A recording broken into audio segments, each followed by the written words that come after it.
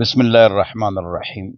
جس چیز کو ہم معمولی سمجھتے ہیں وہ بہت بڑی چیز ہے، یعنی کزنوں سے پردہ، چچزاد، ماموزاد، خالازاد، پھوپھیزاد، خالوزاد، بہنوں سے، بیٹیوں سے پردہ زیادہ ہے۔ اس میں سستی عظیم الشان نقصانوں کا سرخیمہ ہے۔ تو اللہ تعالی ہم سب کو صرف پردہ نہیں، شرعی پردہ کرنے کی توفیق نصیب فرمائے۔ آپ اپنی بہن کی اولاد کو، اپنے بھائی کی اولاد کو پڑھائیے یونیورسٹیوں میں، لیکن اگر وہ رہنا چاہیں تو ان کے لیے ہاسٹل میں پروگرام رکھیں، ہاسٹل میں رہیں، آپ کے گھر میں نہ رہے، اس لیے کہ آپ کا وہ بھتیجا بھانجا آپ کی بیوی کا نہیں۔ تو اللہ تعالی ہم سب کو سمجھ عطا فرمائے۔ شرعی پردے میں نقصان یہ عظیم الشان پیش خیمہ ہے، مصیبتوں کے لیے، پریشانیوں کے لیے، گناہوں کے لیے۔ اللہ ہماری حفاظت فرمائے۔ تو پردہ کیجئے، شرعی پردہ کیجئے۔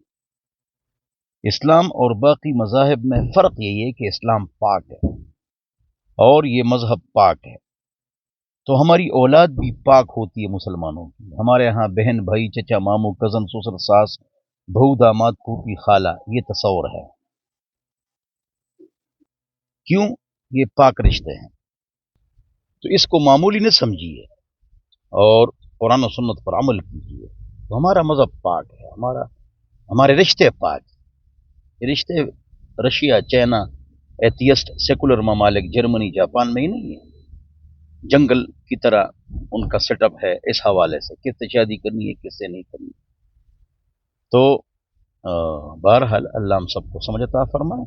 ایاکم الدخول علی النساء، حضور اکرم صلی اللہ علیہ وسلم نے فرمایا بچو عورتوں کے اوپر داخل ہونے سے۔